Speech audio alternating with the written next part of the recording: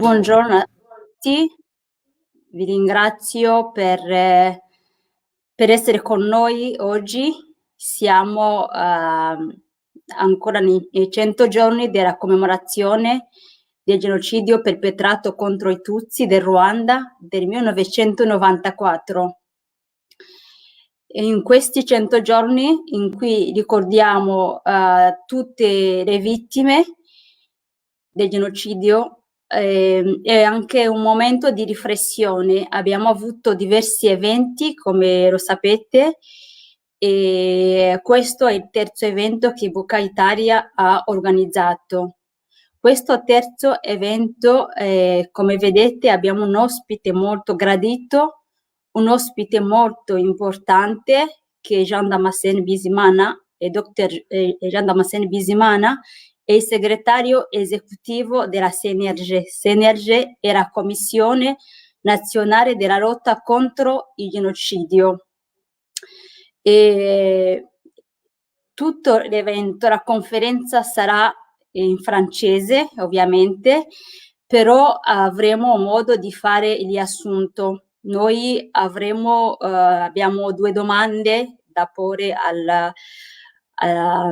a Dr. Jean Damascène, saranno 2 domande in francese, però invitiamo tutti, chiunque abbia una domanda, che vuole fare una domanda, la può scrivere ovviamente su Facebook.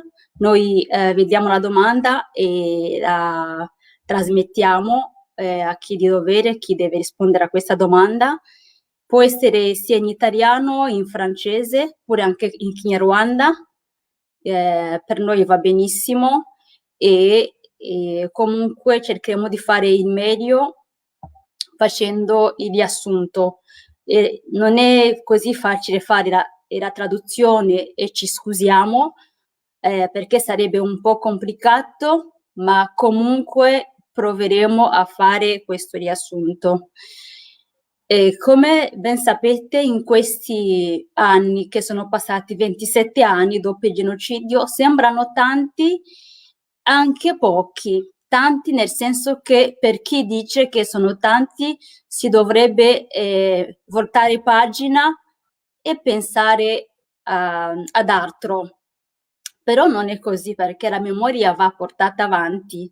Ecco perché siamo qua oggi per parlare della memoria, per parlare di tutti quegli eventi, anche del genocidio, da come è stato pianificato, organizzato, fino a che in 100 giorni più di 1 milione di persone, di Tutsi, è stato ucciso.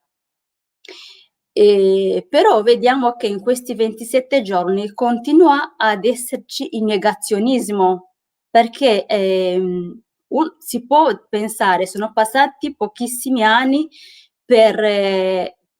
dopo il genocidio, quindi l'accaduto è ancora fresco, quindi nessuno può negare, invece non è così. Continuiamo a vedere questo negazionismo che cambia giorno dopo giorno. Soprattutto cambia la forma. Adesso che abbiamo i canali sociali e si usano di più quelli per continuare a negare. Si sa che chiunque può nascondersi dietro un account fake, quindi un account che magari rispecchia un altro nome che non è suo, può anche mettersi il suo nome scrivendo qualunque cosa, cercando di negare i fatti. Però questa è la battaglia che porta avanti Buca Italia, che continuiamo a portare avanti. Ecco perché oggi la prima domanda che faremo al nostro ospite è una domanda che riguarda il negazionismo del genocidio contro i Tutsi. Quindi è un fenomeno in costante mutazione. Come si presenta oggi? Quindi questo sarà il primo argomento su cui parlerà il nostro ospite. E adesso ripeto la domanda nella lingua francese e così poi darò la parola al nostro ospite. Et la première question, Monsieur Jean Damascène, est celle-ci. Le négationnisme et le génocide des Tutsis un phénomène en constante mutation. Comment il se présente aujourd'hui? À vous la parole. Merci beaucoup d'abord pour l'organisation de cet échange de ce soir et pour la mémoire des victimes du génocide commis contre les Tutsis en 1994. Donc, vous posez la question de savoir comment évoluent les discours négationnistes. Et la toute première chose, c'est de vous dire que tout génocide est normalement suivi de son négationnisme. Que ce soit le génocide des Juifs, c'est surtout le génocide des Juifs qui est notre référence. Il y a eu beaucoup de recherches qui ont été faites là-dessus. Et ils ont prouvé que les organisateurs du génocide, lorsqu'ils élaborent le plan d'exécution du génocide, ils élaborent en même temps le plan de sa négation une fois que le génocide est terminé. Alors, s'agissant du génocide commis contre les Tutsis, déjà depuis 1994, après la défaite des génocidaires, ils ont immédiatement mis en place un plan de le nier, qui est en plusieurs étapes. Je vais en donner quelques exemples.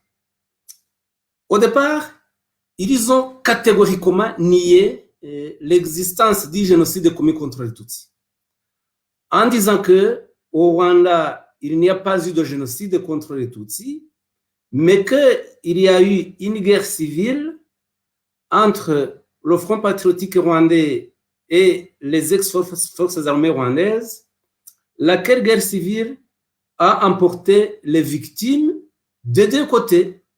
Donc, qu'il y a eu des morts du côté Tutsi et des morts du côté Hutu, et que ces massacres-là sont on attribuait même ces massacres au Front patriotique rwandais. Donc, ça, c'est le premier élément le plus important, c'est de nier l'existence claire et nette du génocide contre les Tutsis, malgré que ce génocide avait été planifié par l'État rwandais pendant une période de 4 ans, de 90 à 94.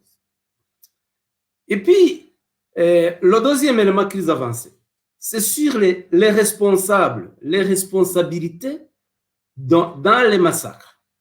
Parce que vous avez bien compris qu'ils ne voulaient pas admettre le génocide, mais ils l'appelaient guerre civile ou massacre interethnique. Alors, le deuxième aspect, c'était de nier les responsabilités dans ce génocide.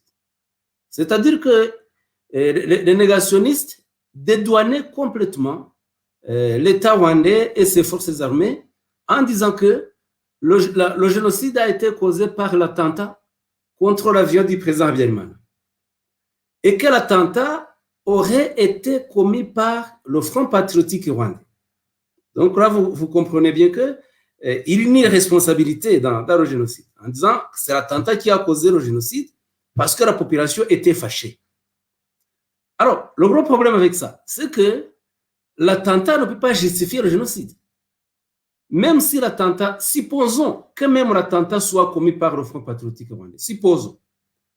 Est-ce que cela signifie que le gouvernement rwandais et ses forces armées massacrent toute la population tutsi, y compris des civils, des enfants, des bébés, des vieillards, des malades sur les lits des hôpitaux, des personnes qui se sont réfugiées dans des églises, dans des lieux de culte, etc.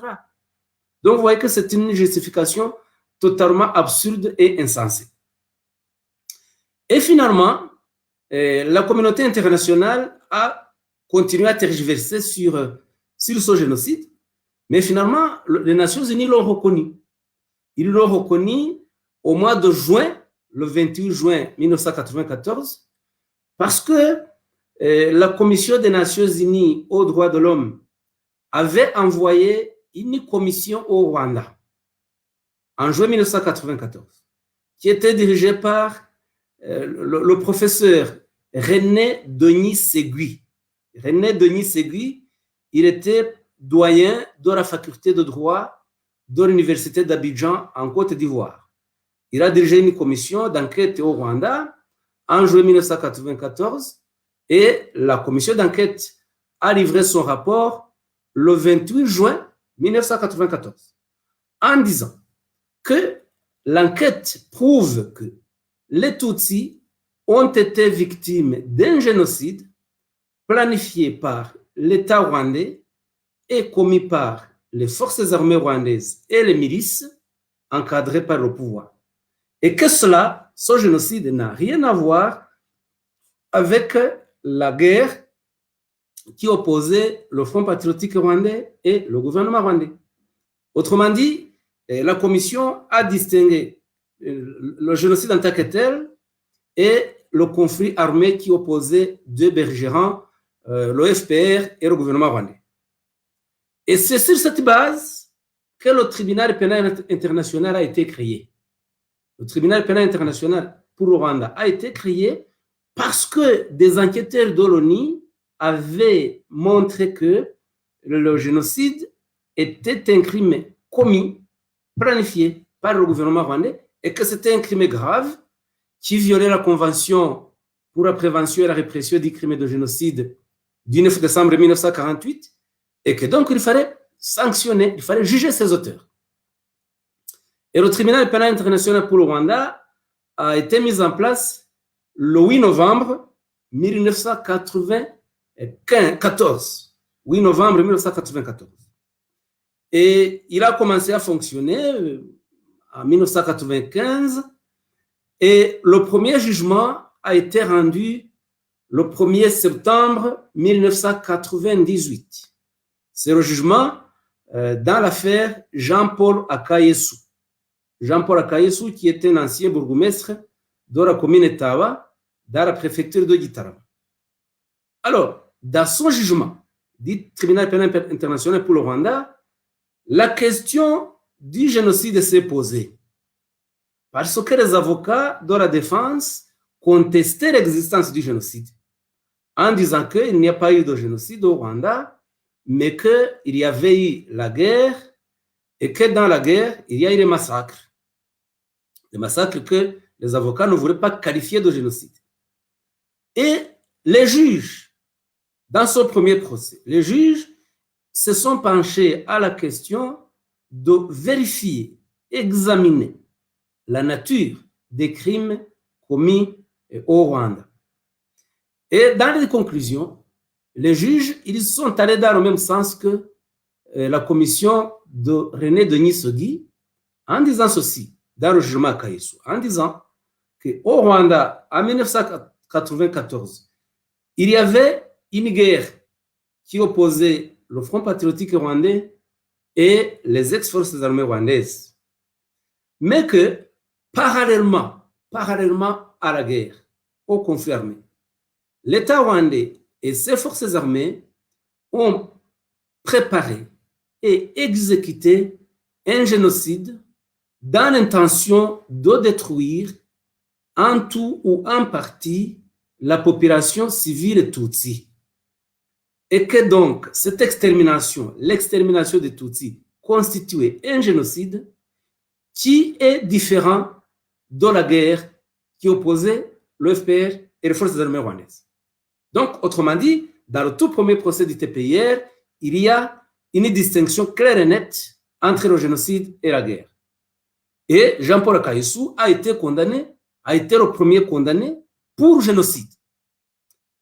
Et au TPIR, les avocats, dans chaque procès, les avocats ont continué à nier l'existence d'un génocide.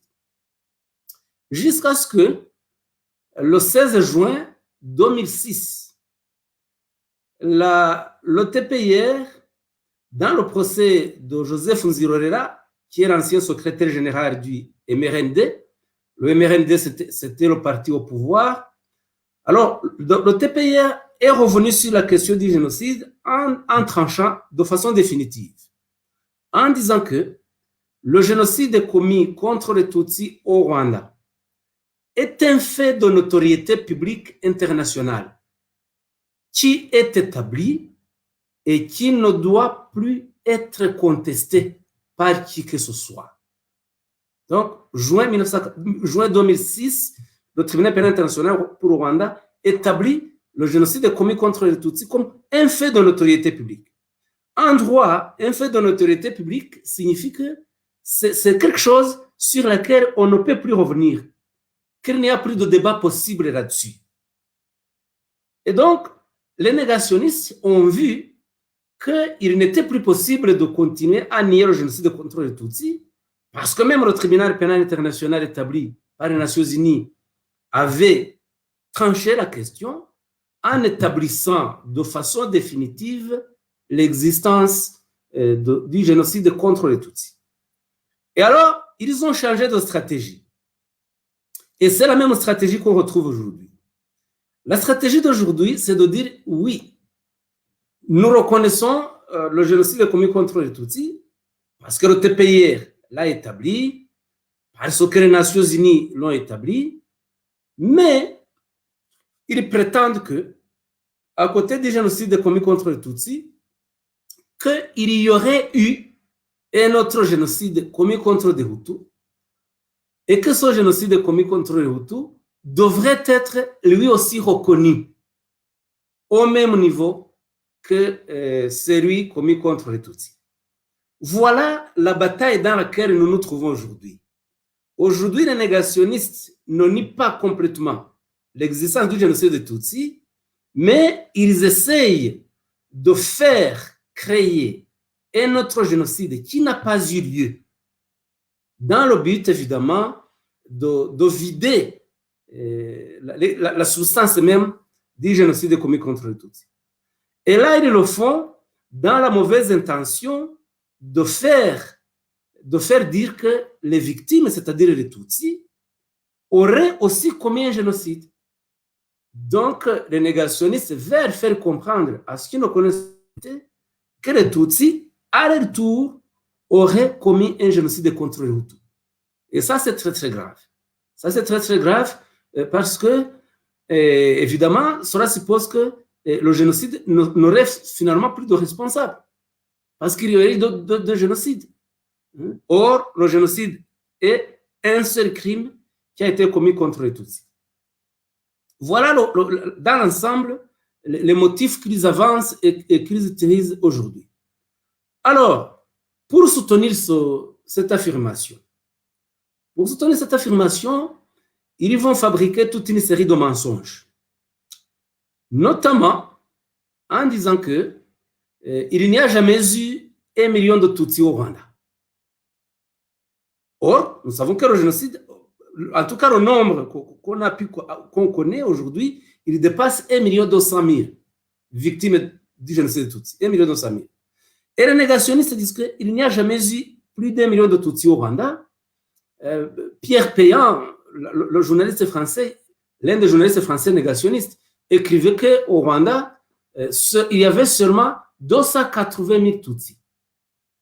Autrement dit, ils réduisent le nombre total des victimes. Mais là aussi, ils se trompent.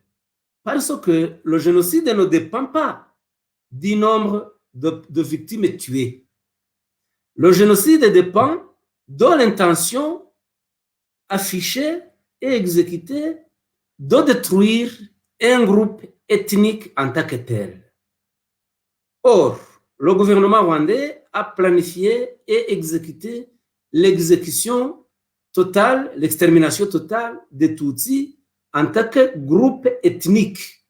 Les Tutsis ont été tués parce qu'ils appartenaient à l'ethnie Tutsi, uniquement pour ce motif-là. Et ce que disent les négationnistes, en réduisant le nombre, même si on tuait un seul Tutsi, pas pour le fait même qu'il soit Tutsi, s'il est établi que ce Tutsi est tué dans l'intention de détruire le groupe Tutsi, le génocide est constitué. Sans y arriver à 1 million de morts ou à 200 000 morts, etc. Voilà le point mensonger de cet argument-là. Alors, le deuxième argument, j'en ai parlé, c'est de nier la planification du génocide. Nier la planification du génocide en disant que le génocide a été causé par la mort du président Habyarimana. Que la population s'est fâchée à cause de la mort du président Habyarimana et qu'elle a réagi par les massacres. cet argument non plus ne tient pas. Parce que le président Habyarimana était le président du Rwanda, de toute la population du Rwanda. Les Tutsis sont aussi des Rwandais. Alors, pourquoi tuer les Tutsis lorsque le président de tous les Rwandais meurt? Vous voyez, c'est un argument non plus qui n'a pas de sens et qui ne tient pas. Et les négationnistes, donc, essayent de falsifier toute la vérité sur l'histoire du génocide.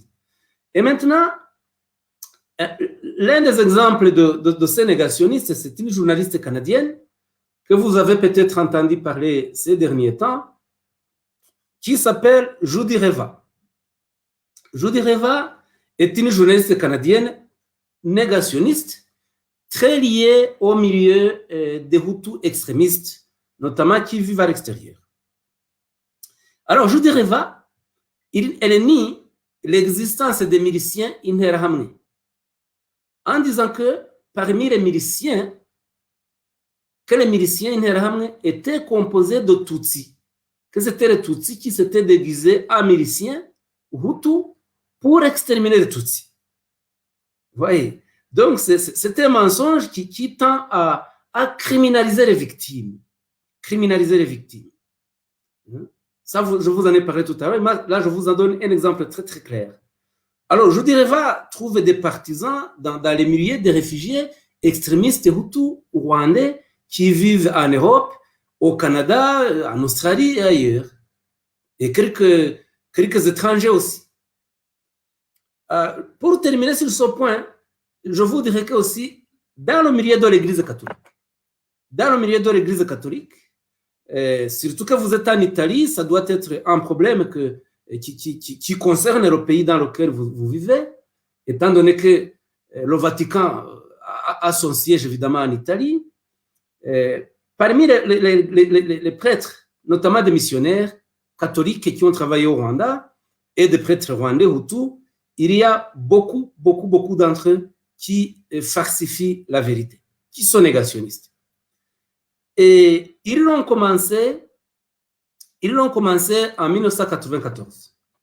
Au mois d'août, le 2 août 1994, un groupe de prêtres rwandais réfugiés à Goma, au Zaïre, ont rédigé une lettre au pape. Une lettre au pape qui a été signée le 2 août 1994 par 29 prêtres rwandais qui étaient réfugiés à Goma. Et qu'est-ce qu'ils disent? Je vais vous donner quelques citations telles qu'elles sont écrites en français pour que vous compreniez la gravité du négationnisme qu'on trouve chez les religieux, missionnaires et rwandais. Dans cette lettre, le prêtre disait ça. Parler de génocide en insinuant que ce sont les seuls Hutus qui ont tué les Tutsis, c'est méconnaître que les Hutus et les Tutsis ont été tous les bourreaux les uns des autres. Je reprends. Parler de génocide en insinuant que ce sont les seuls Hutus qui ont tué les Tutsis, c'est méconnaître que Hutus et Tutsis ont été tous les bourreaux les uns et les autres. Vous voyez, dans cette courte phrase, il y a un négationnisme total. Un négationnisme total qui consiste à dire que les Hutus et les Tutsis se sont entretués de la même façon. Et que donc, il n'y a pas de victimes, il n'y a pas de bourreaux. Tous les deux sont des bourreaux. Et là, il nie le caractère préparatoire, planificateur du génocide commis contre les Tutsis. Il nie l'unicité du génocide commis contre les Tutsis. Et le prêtre continue. Et là, vous comprenez que c'est seulement un mois après la défaite. C'est le 2 août 1994. Uniquement un mois après la fin du génocide. Dans la même lettre, ils disent ça. Ils vont beaucoup plus loin en disant ça. Je cite. Nous osons même affirmer que le nombre de Hutus tués par le FPR dépasse de loin les Tutsis victimes des troubles ethniques. Nous osons même affirmer que le nombre de Hutus tués par l'armée du FPR dépasse de loin les victimes Tutsis des troubles ethniques. Donc, après avoir considéré que les Hutus et les Tutsis sont tous les bourreaux, les uns des autres, les prêtres rwandais vont dire que le nombre de Hutus qui auraient été tués par le FPR dépasse de très loin les Tutsis massacrés. Donc, il y a la minimisation du génocide commis contre les Tutsis. Il y a la minimisation de l'intensité de ce génocide, de sa gravité, en fabriquant un autre génocide commis contre les Hutus. Et c'est cette fabrication du génocide contre les Hutus qui perdure jusqu'à aujourd'hui, qu'ils essaient de faire remonter. Il continue. Tout le monde sait que les massacres qui ont eu lieu au Rwanda sont le résultat de la provocation et du harcèlement du peuple rwandais par le Front patriotique rwandais. Donc, ils vont attribuer les massacres uniquement au FPR en disant que le peuple rwandais a été provoqué par le FPR. Il a été harcelé par le FPR. Vous voyez, donc le discours négationniste est un discours très blessant, très profond, et qui va jusqu'à attribuer la dangerosité ou la criminalité aux victimes. Et là, les milieux religieux, dans lesquels on ne s'attendait pas à ce qu'ils diffusent son négationnisme, les milieux religieux ont été les plus virulents pour diffuser son négationnisme. Et vous savez que la plupart de ces prêtres qui ont rédigé ce courrier au pape, vous savez qu'ils ont été rapatriés et exfiltrés à Rome. Il y en a beaucoup qui ont été exfiltrés à Rome, au Vatican, et qui maintenant se sont éparpillés dans plusieurs paroisses, en Italie, en Suisse, en Espagne et en Belgique. Ces mêmes personnes, ces mêmes prêtres continuent de prêcher le négationnisme en utilisant leur profession ecclésiale. Voilà, donc je peux pour cette question m'arrêter là. Et s'il y a évidemment des éclaircissements, des explications supplémentaires que vous souhaiteriez, je pourrais les développer tout à l'heure. Mais pour me résumer, je vous dirais que le négationnisme du génocide commis contre les Tutsis évolue. Au départ, il a consisté à nier catégoriquement la préparation et l'exécution du génocide. Et une fois que le génocide a été reconnu sur le plan international, les négationnistes ont changé de stratégie pour fabriquer un autre génocide, pour prêcher la théorie du double génocide. Et c'est la théorie du double génocide qui constitue la force majeure, la force actuelle du négationnisme. Voilà, Honorine, ce que je peux vous dire là-dessus. Ok, merci beaucoup. Je peux aussi même demander, qu'est-ce que vous en dites des réseaux sociaux sur lesquels on voit beaucoup de personnes qui tentent de nier et de nier en utilisant les réseaux comme Facebook et Twitter et autres.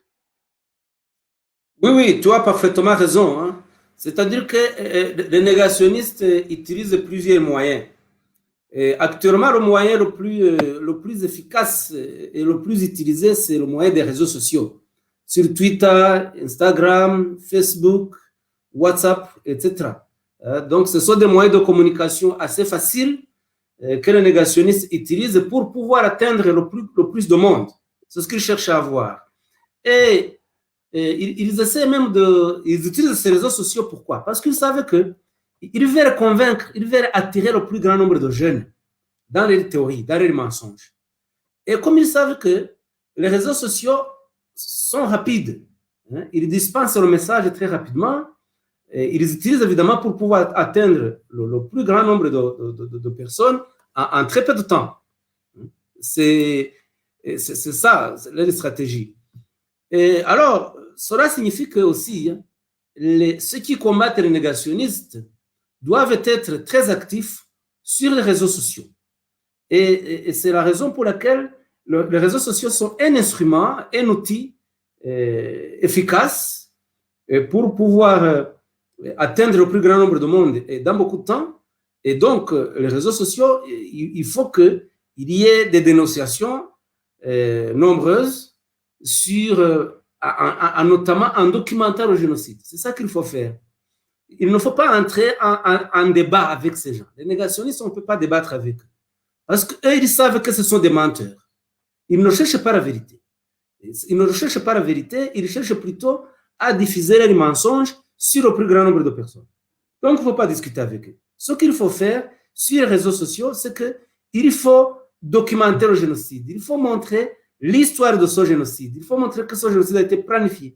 Et surtout, là, je vous ai donné des outils. Il faut aller dans le jugement du tribunal pénal international pour le Rwanda, qui ont maintenant une valeur juridique internationale reconnue. Et dans le jugement des génocidaires, des jugements tranchés par le TPIR, il y a des arguments sur la préparation et la planification du génocide, et les mêmes arguments qui montrent que le Front patriotique rwandais n'a pas commis de crime. Et c'est d'ailleurs une des raisons pour lesquelles le FPR n'a pas été poursuivi. Si le FPR avait commis des crimes, il aurait été poursuivi devant le TPIR, parce que le TPIR en avait le mandat. Et là, les négationnistes, ils savent ça, mais ils vont continuer à diffuser les mensonges dans ce sens. Donc, soyez très actifs sur les réseaux sociaux, non pas pour contredire ce que disent ces gens, mais donner le plus de documentation possible, le plus d'explications possible sur la planification et l'exécution du génocide commis contre les Tutsis. Dans le but de montrer que le génocide commis contre les Tutsis est un crime particulier, est un crime spécifique qui a été planifié par l'État rwandais, qui n'a rien à voir avec quelques autres massacres qui auraient été commis. Très bien. Ok, merci beaucoup. Merci. Je donne la parole à Pietro pour un petit résumé en italien.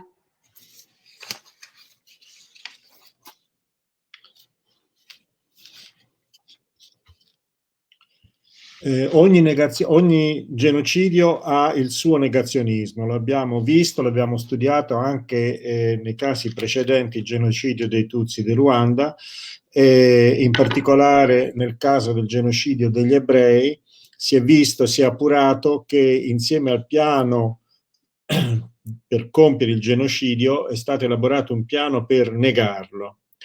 Lo stesso per quanto riguarda il genocidio dei Tutsi.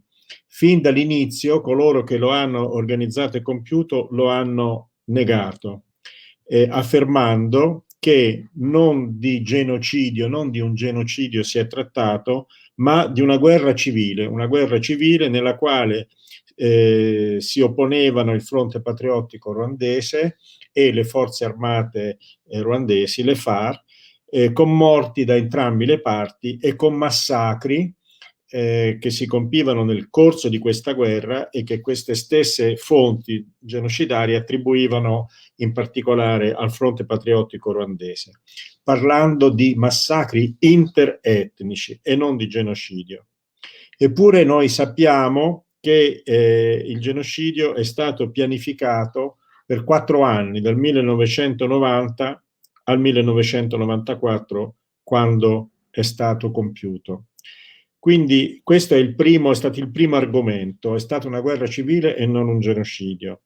Il secondo è stato negare la responsabilità, perché si è affermato che i massacri sono stati scatenati dall'abbattimento dell'aereo del presidente Habyarimana, abbattimento di cui la colpa si è cercato di dare al Fronte Patriottico Ruandese, e che dopo questo attentato all'aereo la popolazione mossa dalla rabbia ha compiuto i massacri. Quindi si è cercato di negare la responsabilità di quelli che avevano organizzato il genocidio.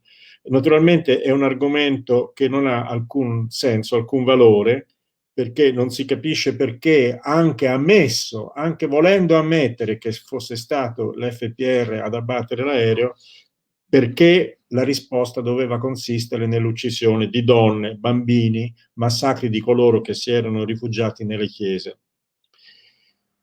E comunque questi argomenti sono caduti perché, malgrado le esitazioni, le tergiversazioni della comunità internazionale, già nel giugno del 1994, quando il genocidio era ancora in corso, in particolare il 21 giugno 1994, una commissione d'inchiesta formata dalle Nazioni Unite e presieduta dal preside della facoltà di diritto della Costa d'Avorio, si è recata in Ruanda e, sulla base di quello che ha potuto constatare, ha affermato che il genocidio era stato programmato dallo Stato ruandese ed eseguito dalle forze armate in Ruanda e dalle milizie, e che non c'era stato alcun rapporto tra questo disegno genocidario e la guerra civile in corso in Ruanda.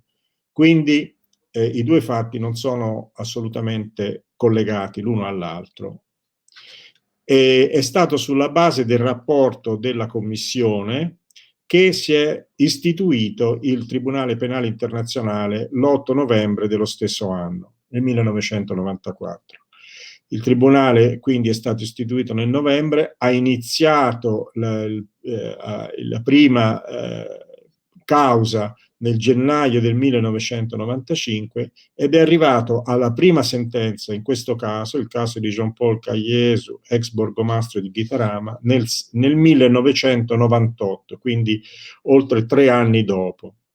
E nell'ambito di questo processo gli avvocati della difesa hanno contestato l'esistenza del genocidio, hanno cercato di far approvare la tesi, far passare la tesi dei massacri compiuti durante la guerra.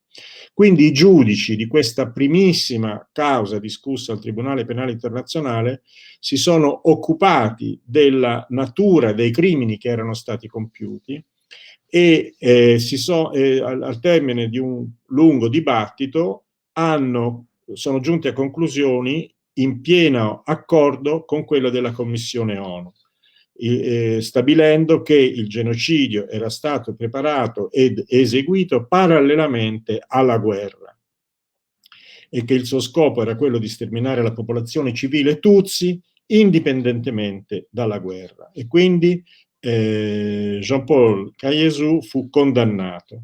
Questo è stato, lo ripeto, il primo processo celebrato dal Tribunale Penale Internazionale. E poiché i difensori di successivi casi tornavano su questa tesi, di nuovo nel giugno del 2006, il 16 giugno del 2006, nell'ambito del processo all'ex segretario generale del movimento dell'MNRD, che era il partito appunto al potere durante il genocidio, il tribunale ha sentenziato nuovamente in via definitiva, affermando che il genocidio era un fatto stabilito notoriamente, era noto a tutti, e che dunque non era più possibile negarlo, né si sarebbe più potuti tornare sulla questione. Ha deliberato una volta per tutte. A questo punto questa strada è rimasta chiusa per i genocidari, che hanno cambiato allora strategia, perseguendone una nuova che è la stessa che cercano di diffondere ancora oggi. Adesso dicono sì, il genocidio c'è stato, ma ce n'è stato un altro, insieme a quello contro i Tutsi, un genocidio contro gli Hutu, e anche questo secondo genocidio dovrebbero essere riconosciute. Quindi affermano che le vittime del genocidio a loro volta sarebbero state responsabili di un altro genocidio. E per giungere a per far passare questa loro affermazione hanno diffuso delle menzogne. Per esempio hanno negato che ci fosse oltre 1 milione di Tutsi in Ruanda all'epoca del genocidio. Come sapete, le vittime accertate sono in circa 1.200.000 e costoro negano che i Tutsi fossero così tanti. Per esempio Pierre Péan, che è un noto negazionista francese, ha affermato che a quell'epoca c'erano in Ruanda soltanto 290.000 Tutsi. Ma questi argomenti non hanno alcun valore, perché ciò che definisce il genocidio non è il numero delle vittime, ma l'intento di annientare un intero gruppo etnico nella sua, appunto, interezza. Quindi anche se al limite fosse una solo la vittima, se l'intento è quello di distruggere per sempre, di annientare per sempre un gruppo etnico, il genocidio comunque ci sarebbe. Questo è il punto. Secondo argomento è stato negare la pianificazione, affermando che i massacri, come loro li chiamano, furono la reazione popolare all'abbattimento dell'aereo presidenziale. Ma questo argomento non ha alcun valore, perché Habyarimana era il presidente di tutti i ruandesi, anche Tutsi. Quindi questo non spiega, non è un motivo assolutamente sufficiente o valido per massacrare una parte della popolazione, per uccidere tutti i Tutsi.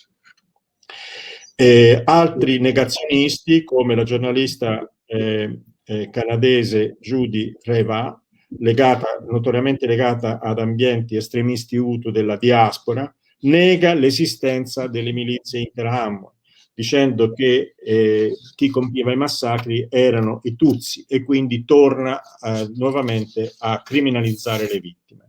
Infine vorrei attirare la vostra attenzione sul negazionismo diffuso da ambienti della Chiesa Cattolica. Penso che sia una cosa che vi interessa, perché siete in Italia, in un paese dove si trova anche appunto il Vaticano. E questi argomenti sono stati diffusi sia da missionari sia da clero ruandese, quando ancora il genocidio era in corso o subito dopo. In particolare il 2 agosto del 1994, quindi appena un mese dopo che era stato posto fine al genocidio, un gruppo di preti ruandesi rifugiati a Goma firmò, in 29 di costoro firmarono una lettera al Papa nella quale si affermava, aperte le virgolette, parlare di genocidio insinuando che solo gli Hutu hanno ucciso è un modo di misconoscere che gli Hutu e i Tutsi sono stati i boia gli uni degli altri. Quindi, chiuse le virgolette. Quindi questa lettera affermava che non solo gli Hutu avevano ucciso i Tutsi, ma anche viceversa, e dunque tutti sono boia e nessuno è vittima.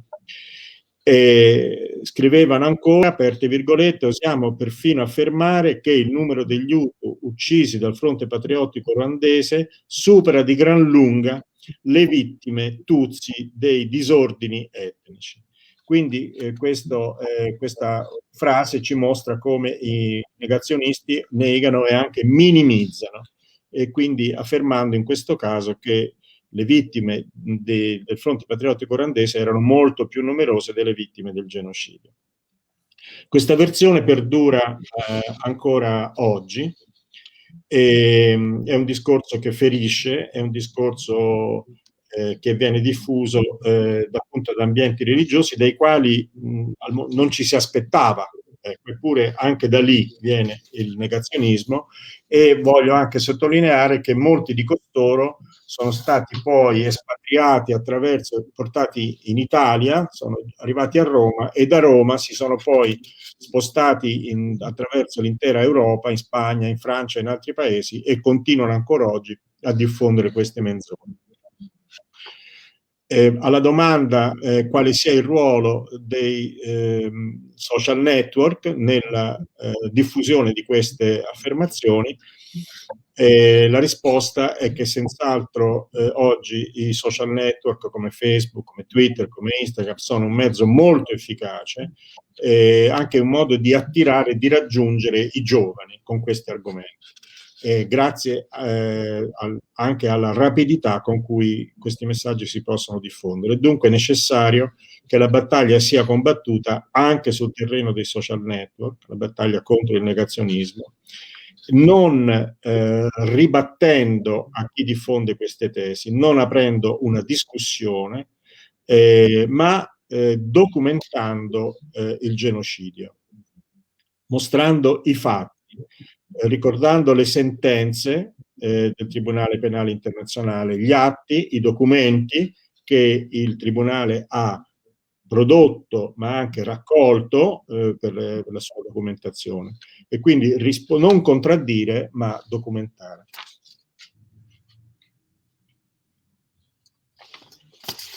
Ok. Grazie Pietro. Non era così facile fare un riassunto in poche parole, perché erano tutte cose molto importanti, tutti argomenti ben presentati. E continuo a dire che se qualcuno ha una domanda sempre la può scrivere sia su Facebook, perché siamo in diretta, in francese, in italiano o in Kinyarwanda, perché vedo la prima domanda: ma qual è l'interesse di negare questo genocidio da parte di terze parti esterne come la Chiesa Cattolica? Jean Damascène, nous avons la première question. Quel est l'intérêt de nier ce génocide de la part des externes comme l'Église catholique? Bon, distinguons une chose. Je n'ai pas dit que l'Église catholique, en tant qu'institution, nie le génocide commis contre les Tutsis. L'Église catholique, en tant qu'institution, ne nie pas le génocide commis contre les Tutsis. Mais des membres du clergé catholique, que ce soit le clergé catholique rwandais, que ce soit le clergé missionnaire, il y a des membres de cette institution qui sont des négationnistes. Et je vous en ai donné l'exemple par des prêtres rwandais. Et il y a aussi des pères blancs, les missionnaires d'Afrique, pères blancs. Et c'est là où on va trouver l'explication. Parce que les pères blancs, ils ont été les premiers missionnaires à avoir évangélisé le Rwanda depuis 1900, l'année 1900. Et au début des années 30 d'ailleurs, les pères blancs, les missionnaires, ce sont eux qui ont introduit au Rwanda la division institutionnalisée entre les Hutus et les Tutsis. Au départ, l'Église catholique a soutenu les enfants des chefs Tutsis pour qu'ils aillent à l'école, pour plus tard en faire des assistants de l'administration coloniale. Des écoles comme le groupe scolaire de Butare a été créé par des frères de la Charité d'Ogan, en Belgique, pour accueillir des enfants, des élèves Tutsis du Rwanda et du Burundi, qui étaient formés pour aider l'administration coloniale. Et dans les années 50, il y a eu une revendication des indépendances un peu partout en Afrique. Le mouvement des indépendantistes a commencé à avoir jour. Et là, ces Tutsis, pour la plupart, qui avaient été formés par des Belges, ont demandé qu'au Rwanda, il y ait une indépendance immédiate. Et les colonisateurs belges n'ont pas apprécié ça. Ils se sont tournés vers les Hutus, pour la plupart qui avaient fait les études dans des séminaires catholiques, et ils ont soutenu les Hutus dans la création du mouvement politique qui s'appelle le Parmi Hutu, Parti pour l'émancipation des Hutus. Et déjà, là, on y voit le point de départ du noyau génocidaire. Parce que le fait d'aider les intellectuels Hutus à créer un mouvement ethnique, parce qu'aucun Tutsi ne pouvait être accédé au sein du Parmi Hutu. Et le Parmi Hutu a été dirigé par Kayibanda, qui était secrétaire particulier de Monseigneur Pérodin à Kabwaï. Kayibanda était secrétaire particulier de Monseigneur Pérodin, et donc le parti politique Parmi Hutu a été créé au sein même de l'église de Kabwaï, de l'église catholique.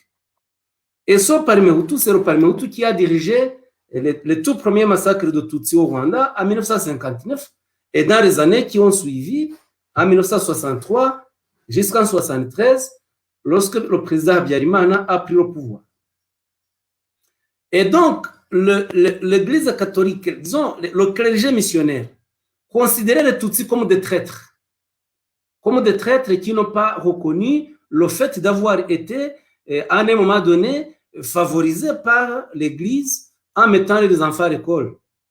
Parce que les enfants des chefs Tutsis étudiaient majoritairement par rapport aux autres, que ce soit des Tutsis pauvres et que ce soit des Hutus dans la plupart. Alors, et ces prêtres qui ont été formés dans cette idéologie continuent de croire que le peuple majoritaire Hutu, les Hutus parce que c'est la majorité de la population, qu'ils ont tous les droits et que la minorité doit être exclue. Parce que c'est ce qui a été fait. Le parlementaire, lorsqu'il est arrivé au pouvoir, et même le MRND, lorsqu'il est arrivé au pouvoir, ils ont exclu automatiquement les Tutsis de l'enseignement et des postes d'emploi. Et ils n'ont pas résolu la question des réfugiés. Les premiers Tutsis sont partis en 59, et toutes les années 60 jusqu'en 63, il y a une vague d'autres réfugiés qui sont partis. Et donc, tous ces gens-là sont restés à l'extérieur sans être reconnus par l'État rwandais. Bon, alors, cette idéologie d'exclusion des Tutsis continue même aujourd'hui. Parce que l'Église là considère que les Tutsis étaient des traîtres et on les qualifie de communistes. On les qualifiait de communistes dans les années 50 pour pouvoir les exclure. Alors, là, je l'ai dit, je crois que là, il y a l'explication des prêtres rwandais qui ont été formés par des missionnaires dans l'idéologie du Parmi Hutu, donc lequel parti reconnaissait que les droits appartenaient principalement aux Hutus et que les Tutsis étaient des citoyens de seconde zone. Il y a des prêtres qui ont été formés dans cette idéologie et qui y croient encore. Et ce sont ces mêmes prêtres qu'on retrouve dans la négation du génocide. Parce qu'ils perpétuent, ils poursuivent l'idéologie dans laquelle ils ont été formés. L'idéologie selon laquelle tous les droits appartiennent au peuple majoritaire Hutu. Et ils l'écrivent dans les écrits, dans les propos. Et là, les missionnaires qui ont créé ce système, se sont sentis frustrés par le fait même que des réfugiés Tutsis qu'ils avaient abandonnés à leur sort se sont organisés à l'extérieur. Ils ont réussi à créer un mouvement, le Front patriotique rwandais, qui a attaqué le pays et qui a arrêté le génocide et qui est maintenant au pouvoir. Et ils ne tolèrent pas de voir que le groupe ethnique Tutsi qu'ils ont combattu soit finalement revenu au Rwanda et qu'on trouve des Tutsis parmi les postes importants. Ils avaient l'habitude de voir que les Tutsis étaient exclus, étaient privés de tous les droits, et là, ils ont une certaine honte d'avoir créé ce système et ils ne veulent pas être courageux pour assumer les responsabilités et reconnaître qu'ils se sont trompés. Donc, en fait, ils perdurent dans le mensonge, ils perdurent dans l'erreur, sans avoir le courage de reconnaître les torts qu'ils ont faits et de s'en excuser, tout simplement. Voilà globalement l'explication que je peux vous donner sur ce point. Ok. Pietro? Io non ho detto che la Chiesa cattolica in quanto istituzione nega il genocidio dei Tutsi. In effetti non lo nega, ma membri del clero cattolico, sia ruandesi che missionari, lo hanno negato e lo negano.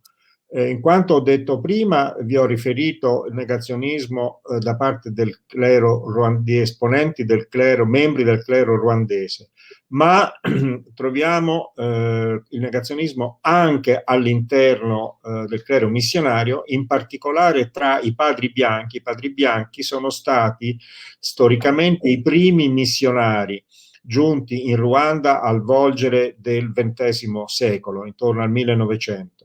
E successivamente negli anni 30 hanno partecipato all'applicazione dei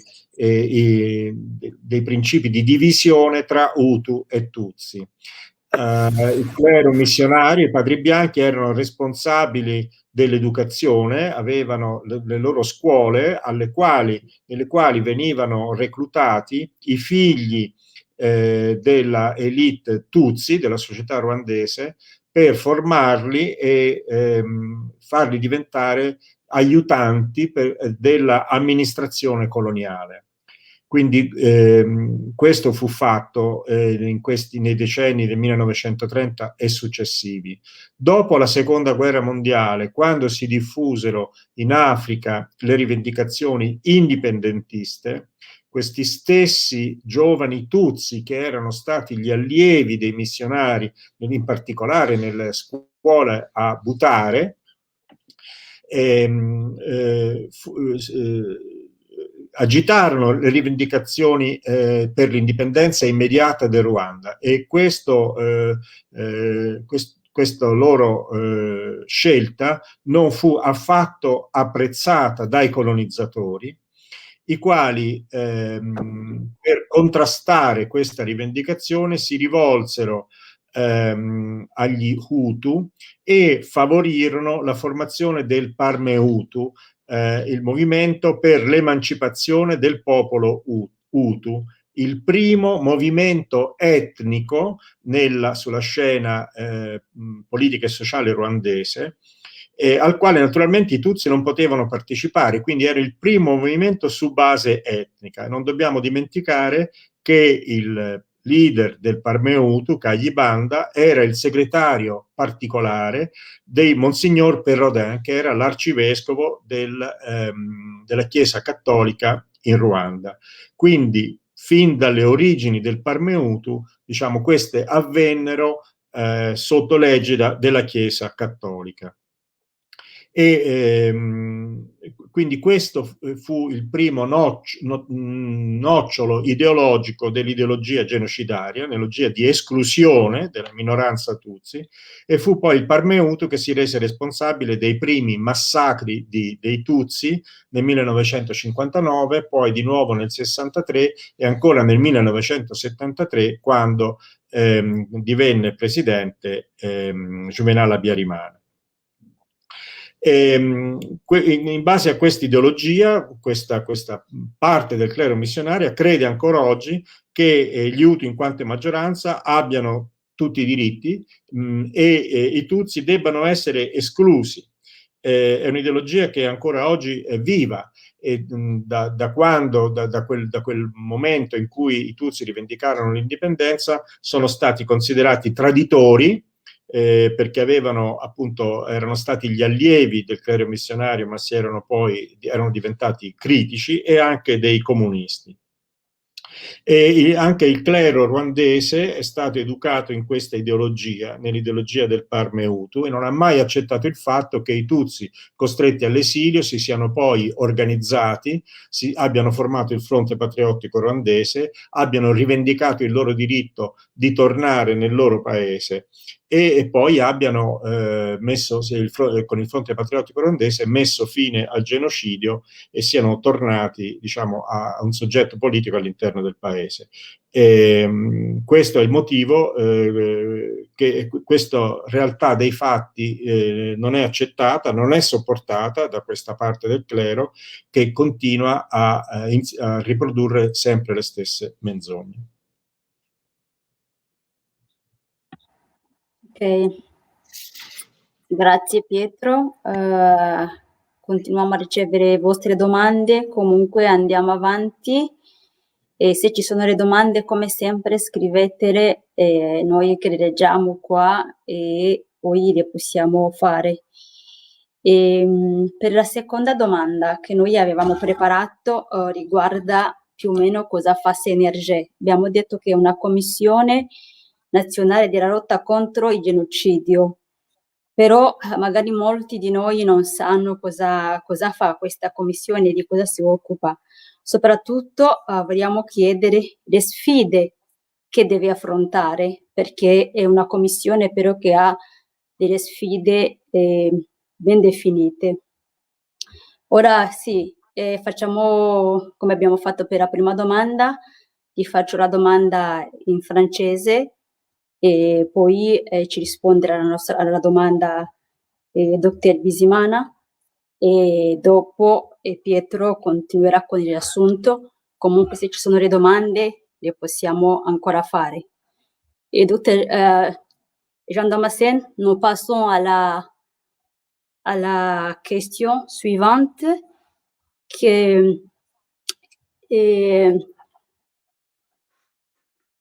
Nous supposons que beaucoup d'entre nous en Italie, peut-être ne connaissent pas la CNRG et ce qu'il fait, et aussi les défis auxquels il doit faire face actuellement. Est-ce que vous pouvez nous parler de la CNRG et aussi qu'est-ce qu'il fait, quels sont les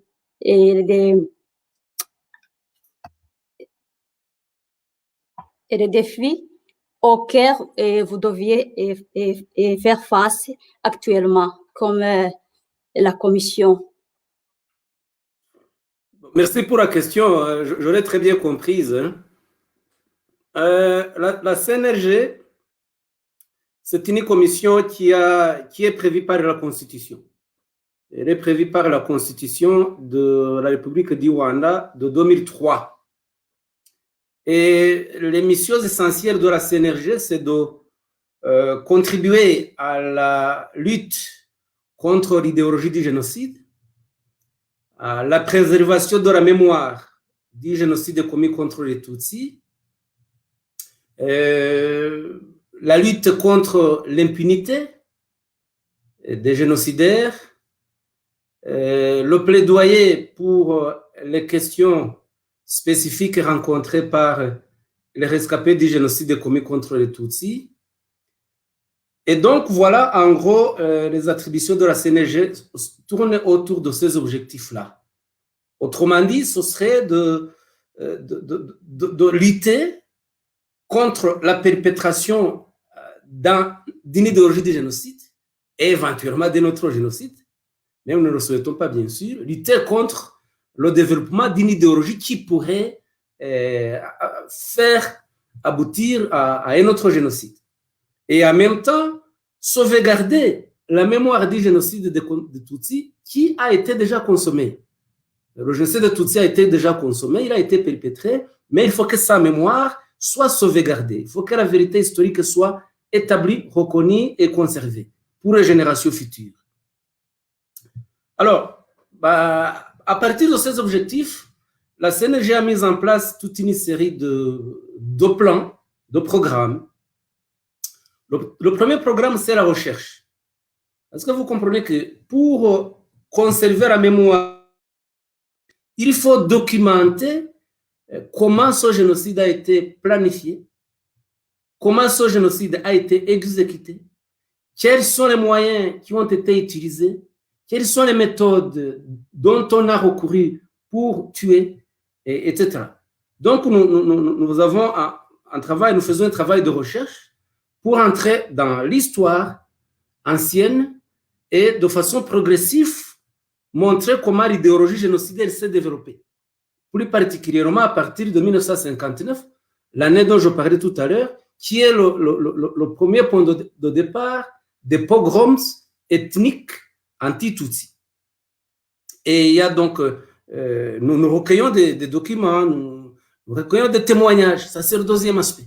Nous recueillons des témoignages sous forme électronique, vidéo, voire même forme écrite, pour que ces témoignages ne se perdent pas. Ça, c'est un.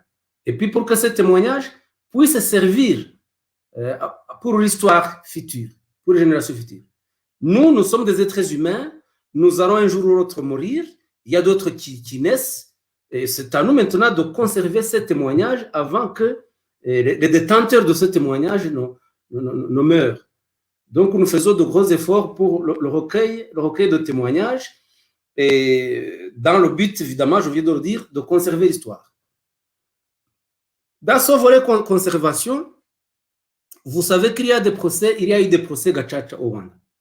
Les procès Gacaca, c'était des tribunaux populaires qui réunissaient la population afin de juger le crime de génocide. Et dans ces procès Gacaca, il y a eu beaucoup d'informations qui ont été données. Parce que la première étape consistait à établir les faits tels qu'ils se sont déroulés dans chaque village. Et toute cette documentation, la CNRG en a.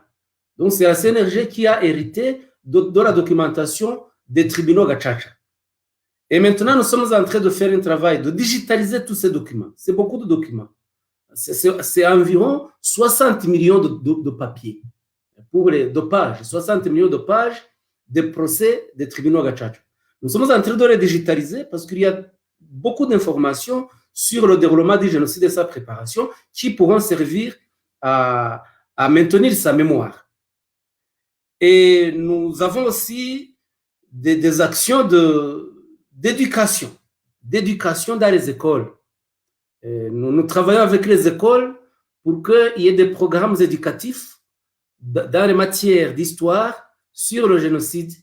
Et nous organisons aussi des causeries avec des jeunes, avec des étudiants, avec des élèves qui sont nés après le génocide pour qu'ils puissent savoir l'histoire que le pays a traversée. Et puis, nous travaillons aussi avec des instituts internationaux, notamment des instituts internationaux de recherche, des centres de recherche et des associations d'autres victimes, comme les Arméniens, comme les Juifs, afin de construire une mémoire commune. Et par exemple, nous avons à Paris, au mémorial de la Shoah, à Paris, la CNRG a un partenariat avec le mémorial de la Shoah pour que le génocide de Tutsi soit exposé. Nous avons des tableaux d'exposition au sein du mémorial juif à Paris sur le génocide de Tutsi. Nous en avons un autre au Texas, aux États-Unis. Nous en avons un autre en Afrique du Sud. Donc, nous voulons aussi internationaliser la mémoire du génocide contre les Tutsis afin qu'il soit connu. Vous voyez que nous, par exemple, actuellement, nous préconisons beaucoup dans des pays étrangers qu'il y ait des monuments. Il y ait des monuments qui soient construits dans des grandes villes ou même les noms des avenues, les noms des rues sur le génocide des Tutsis pour que ces monuments qui soient construits à travers le monde puissent perpétuer cette mémoire-là.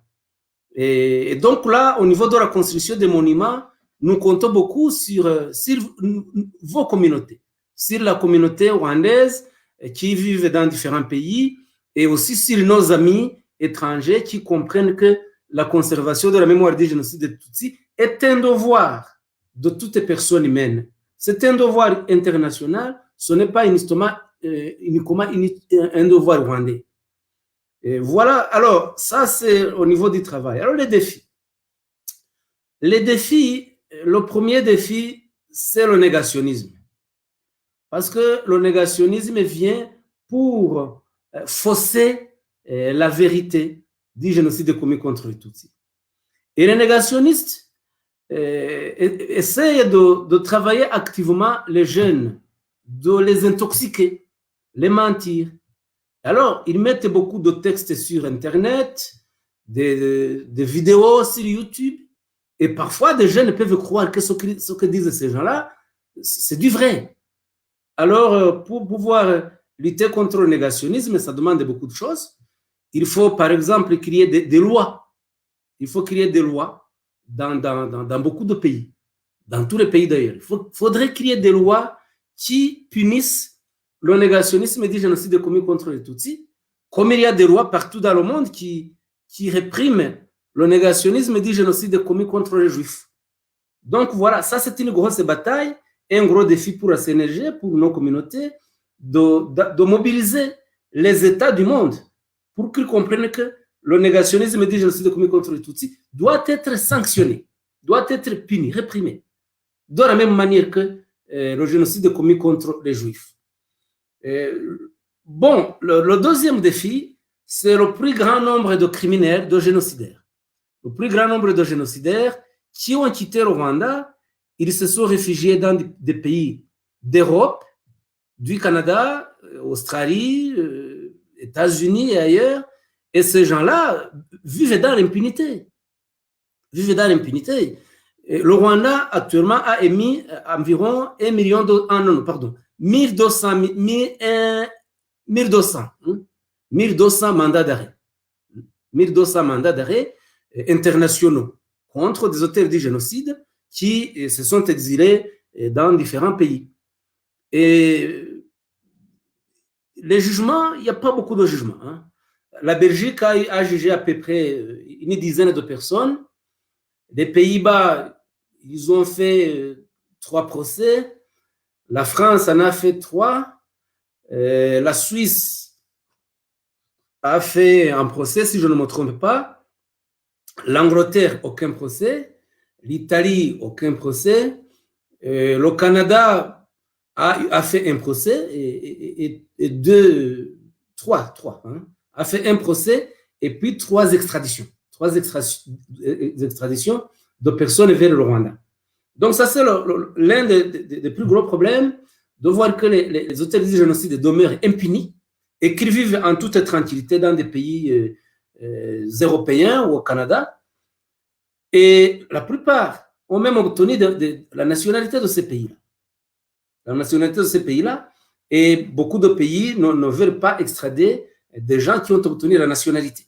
Or, le génocide est un crime international que tout État est censé réprimer, que tout État est obligé de sanctionner. Alors là, nous nous étonnons de voir que les génocidaires tout de même bénéficient de cette impunité dans des pays qui se disent démocratiques. L'autre gros défi auquel la CNG est confrontée, c'est bien sûr les conséquences du génocide sur les rescapés. Et il y a beaucoup de cas de traumatisme au sein des rescapés du génocide. Et au fur et à mesure que les années avancent, le traumatisme ne diminue pas.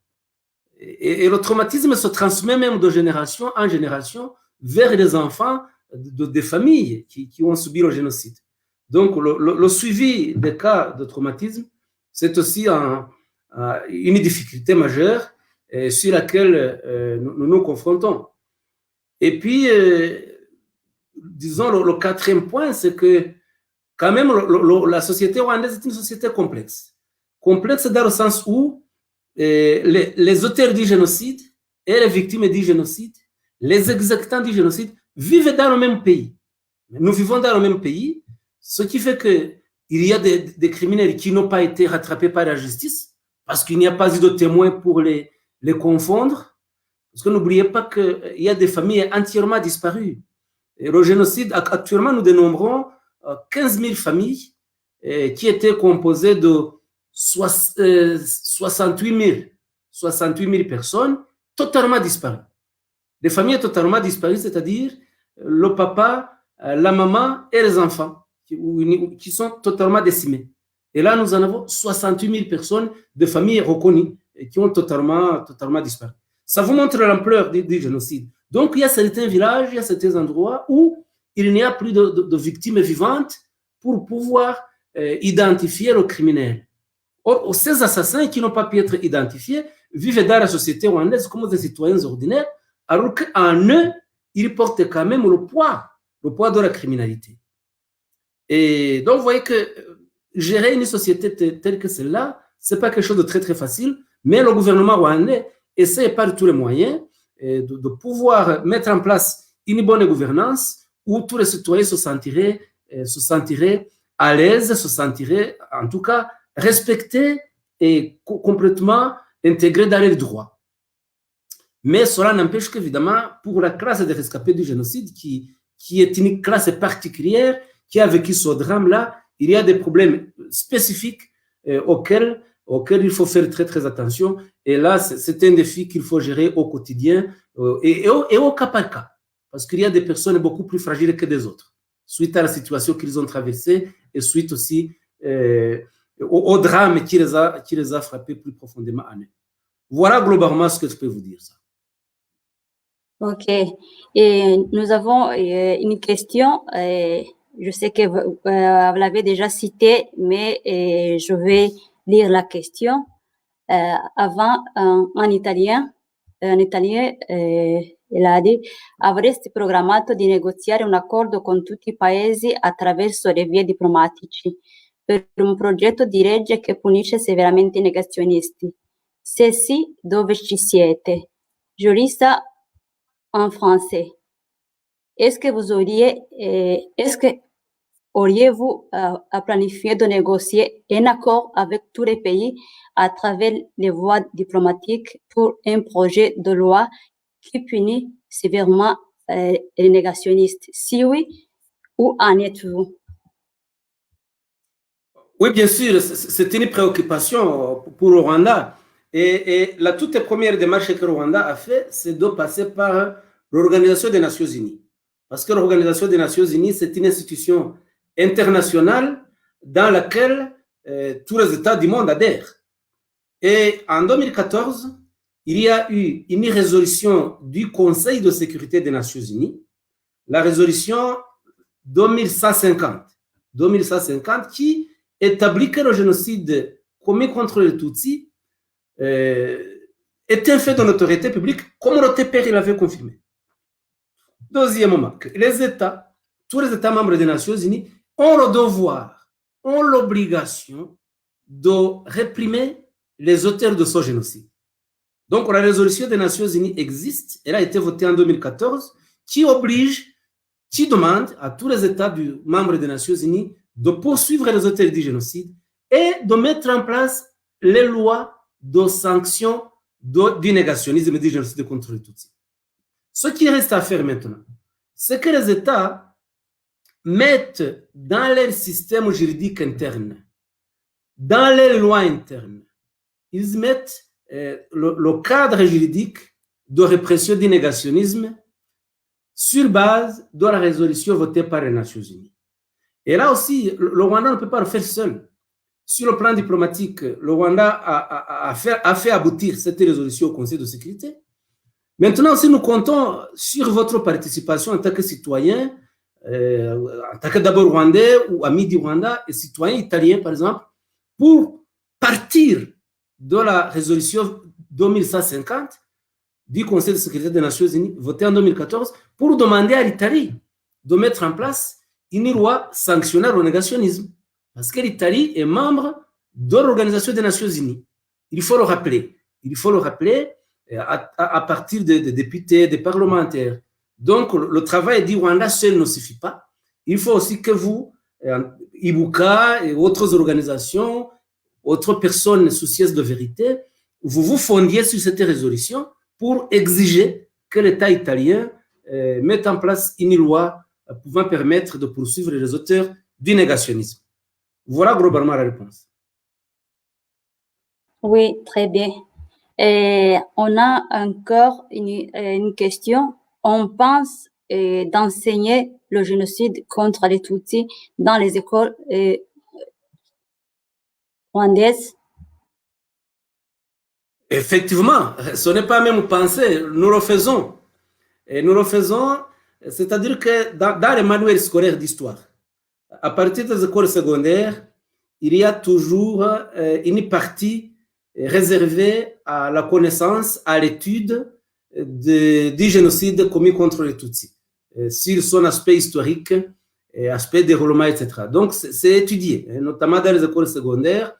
L'université, c'est difficile parce que l'université, il y a des facultés qui n'apprennent pas l'histoire, par exemple la faculté de médecine, la faculté des sciences, mais pour les sciences sociales, l'éducation et notamment les écoles secondaires, je l'ai dit, il y a des manuels scolaires où il y a une partie assez documentée dans les écoles sur le génocide commis contre les Tutsis. Et puis, deuxièmement, dans des bibliothèques des écoles, des universités, nous encourageons ces bibliothèques à acheter des ouvrages qui documentent le génocide commis contre les Tutsis. Ok, merci beaucoup. En attendant aussi les autres questions, je vais donner la place à Pietro pour un petit résumé. Petit.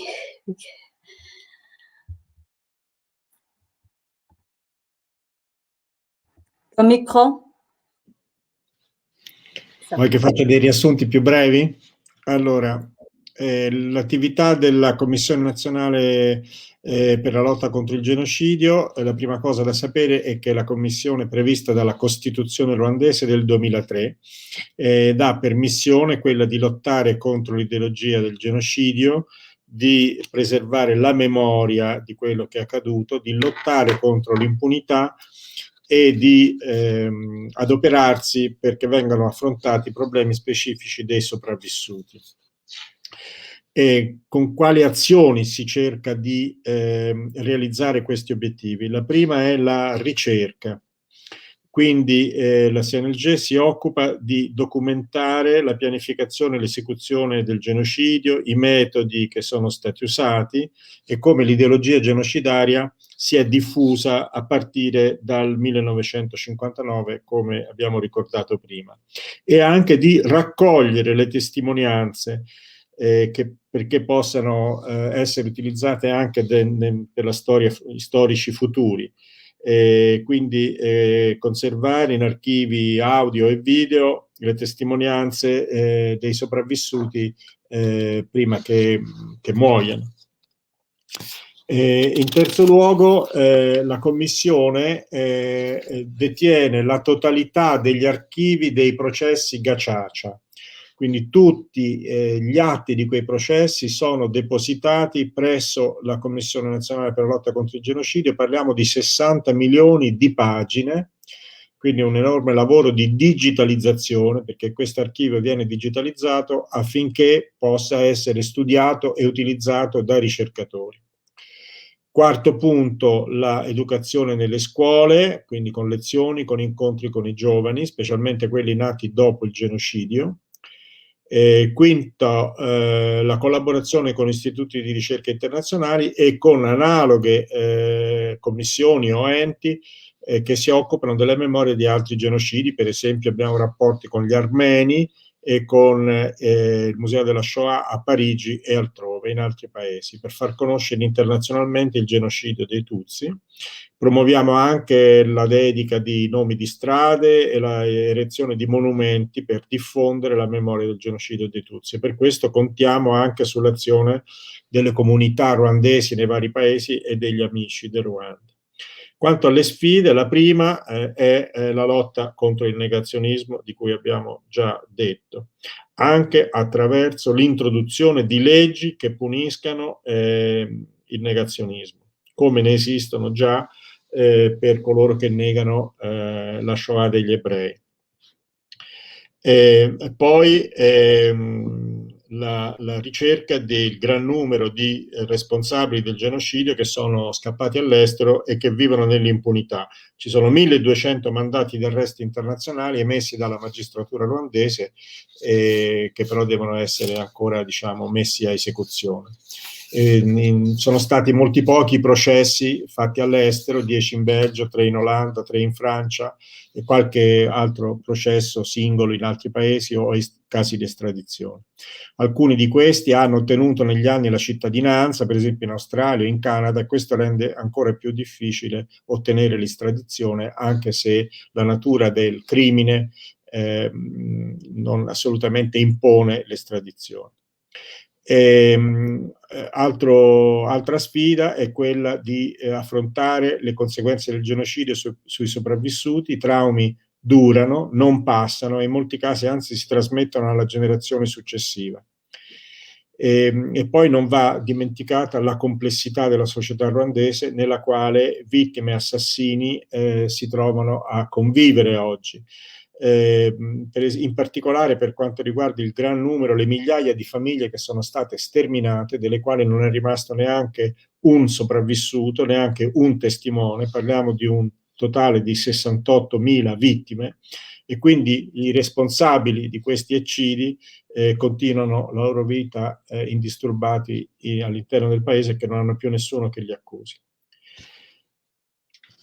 La prima domanda è se la CNLG compie un'azione internazionale per ottenere che vengano varate leggi contro il negazionismo, e la risposta è che c'è stata un'azione in ambito Nazioni Unite che ha portato alla risoluzione 2150 del 2014, è una risoluzione approvata dal Consiglio di Sicurezza che impone a tutti gli Stati membri dell'ONU di perseguire gli autori del genocidio che si nascondono nei loro confini e di varare leggi contro il negazionismo. Quindi è compito poi oggi delle associazioni locali, come i Bucai in Italia, di chiedere al governo italiano, allo Stato italiano, al Parlamento più precisamente, più giustamente, di applicare la risoluzione 2150 approvando una legge che condanni specificamente il negazionismo e il genocidio dei Tutsi. E la domanda se si faccia l'insegnamento del genocidio nelle scuole rwandesi, la risposta è naturalmente sì, che si insegna nelle scuole secondarie. C'è una parte specifica del programma che riguarda il genocidio dei Tutsi. L'università dipende naturalmente dalle facoltà, perché alcune facoltà scientifiche non hanno insegnamento della storia. E un altro aspetto è l'incoraggiamento alle biblioteche pubbliche affinché mettano a disposizione del pubblico libri, testi di storia del genocidio. Pietro, grazie. Ne approfitto per dire che noi come Buca Italia abbiamo cominciato anche a muoverci su quanto riguarda questa legge che punisce i negazionisti. Comunque non è così facile, la strada è ancora lunga, perché noi chiediamo, domandiamo, però è una cosa che già abbiamo iniziato a pensarci come muoverci e come fare, insieme a qualche autorità italiana. Aggiungo anche per quanto riguarda, mi è venuto in mente quando Jean Damascene ha parlato dei musei che ci sono in diverse città, ma anche noi in Italia, in Buca Italia, possiede delle foto con le quali abbiamo fatto anche qualche mostra fotografica che spiega più o meno come il genocidio è stato pianificato, quindi partendo dagli anni 30, dall'inizio dell'introduzione della carta d'identità, quando è stato introdotto la parte dell'etnia. Quindi a parte che avevamo fatto, mi sembra, due mostre, però a causa Covid ovviamente avevamo una mostra pianificata a Roma che non siamo riusciti a fare. Comunque quando troveremo modo di fare, lo faremo. E poi magari sarà anche un modo di poter spiegare alle nuove generazioni, soprattutto ai ragazzi, che penso che attraverso anche le foto magari diventa più facile a spiegare a loro la storia del genocidio perpetrato contro i Tutsi. Probabilmente, non so se abbiamo altre domande, forse no, che avevamo detto se ci sono delle domande le rispondiamo. C'è un'altra domanda. Ok, nous avons une question. Comme vous le savez, la plupart des maisons d'édition ne considèrent pas des livres de témoignages des survivants facilement. Et sans témoignage, ça devient facile pour la machine négationniste. Que prévoyez-vous comme défi à cette problématique? Avez-vous pensé aux personnes qui ont ce problème, qui vivent au diaspora, à l'extérieur? Je ne pense pas que ce soit toutes les maisons d'édition qui refusent les récits des rescapés.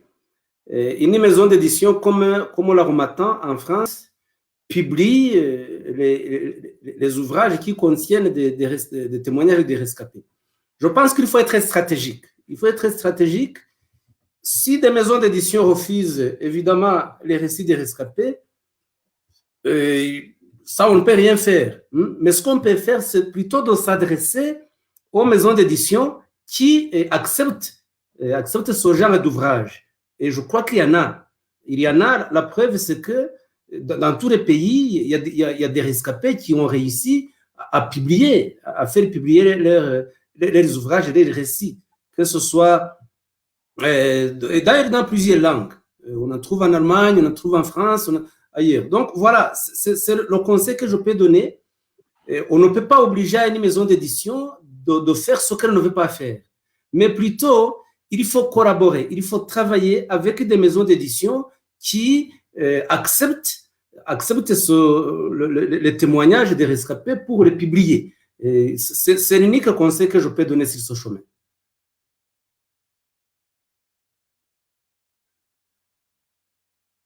Pietro. Et puis aussi, je peux ajouter une chose. Je peux ajouter aussi que la publication, ce n'est pas uniquement des ouvrages, mais on peut aussi publier le témoignage par vidéo. Par vidéo et en faire un film documentaire, par exemple, qui soit diffusé sur YouTube.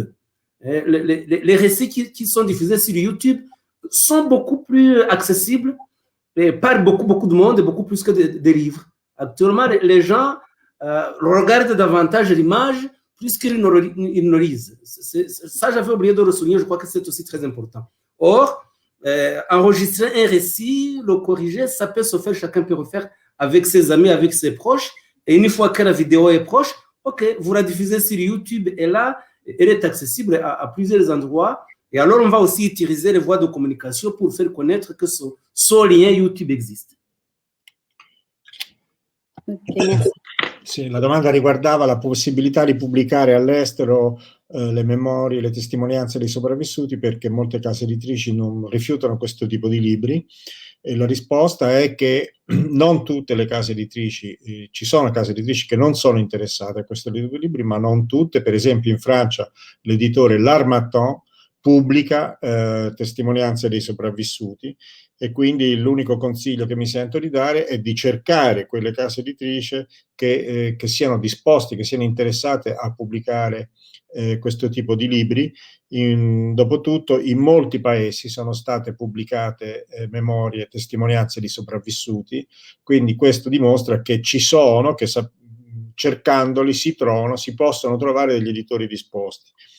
E un altro sistema molto efficace è quello di registrare le testimonianze, fare dei video delle testimonianze e postarli su YouTube, e poi usare i propri canali sociali per segnalare la presenza di queste testimonianze, e forse YouTube può risultare molto più accessibile di un libro, quindi è uno strumento molto efficace. Ok, merci beaucoup. Je pense qu'on a terminé les questions. Il n'y en a pas encore. Et on va terminer notre conférence maintenant en remerciant Dr. Jean-Damascène Bizimana pour nous avoir accordé son moment. On sait bien qu'il a beaucoup dans cette période, mais il nous a accordé cet après-midi pour faire une conférence, surtout pour ajouter quelque chose dans notre bataille, comme Ibuka Italie, contre le négationnisme, aussi dans notre bataille que nous portons tous les jours pour la mémoire des nôtres. Merci beaucoup, Jean-Damascène. J'espère qu'on aura beaucoup d'occasions pour faire beaucoup de conférences et autres. Peut-être aussi pour la prochaine fois, on va faire ça dans d'autres circonstances, pas seulement online aussi, si cela est possible, et que vous serez aussi chez nous en Italie. Vous êtes le bienvenu. Merci beaucoup. Aussi, je vois le message de schéma. Très bonne réponse. Les réseaux sociaux sont le lieu privilège des négationnistes. Utilisons le mieux pour le combattre, bien sûr. On va faire tout ce que nous pouvons, nous aussi, en utilisant, comme vous nous avez conseillé, en utilisant aussi Facebook et autres, et aussi à combattre le négationnisme, et en donnant tous les outils nécessaires pour expliquer le génocide, comment il a été planifié, et tout ce qu'ils ont fait jusqu'en 1994. Merci beaucoup à tous. Je vais aussi remercier en italien. Grazie a tutti per questo momento che ci avete regalato di passare insieme per questo pomeriggio, ringraziando soprattutto il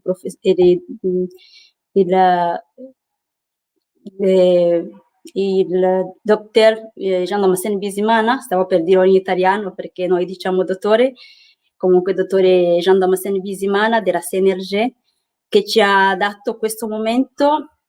Sappiamo che in questi 100 giorni lui ha molto lavoro, quindi avere un'ora e mezzo insieme per noi è un aiuto nella nostra battaglia che portiamo avanti come Buca Italia, come tutti i ruandesi e anche con tutti gli amici ruandesi, nel combattere il negazionismo, anche nel portare avanti la nostra battaglia sempre della memoria e di fare conoscere quello che è accaduto in Ruanda. Abbiamo tanti messaggi di ringraziamento, grazie a tutti voi e vi invito per la prossima conferenza che abbiamo con i ragazzi ruandesi, che sarà il 15 di maggio. 15 di maggio abbiamo una conferenza con i ragazzi ruandesi, sono i ragazzi che vivono a Roma attualmente per motivo di studio e sono i ragazzi nati dopo il genocidio. Abbiamo sentito che anche questa è una storia che noi lasceremo, non solamente noi che siamo vivi, oppure noi che eravamo già nati prima del genocidio, però è una storia che non sarà mai cancellata, quindi che sarà sempre la memoria, dovrà essere tramandata, quindi i nostri ragazzi ci racconteranno come pensano di portare avanti questa memoria e come pensano di combattere il negazionismo, che sappiamo che più passa il tempo, più cambia forma, soprattutto che si cerca in ogni modo di negare. Grazie a tutti e alla prossima.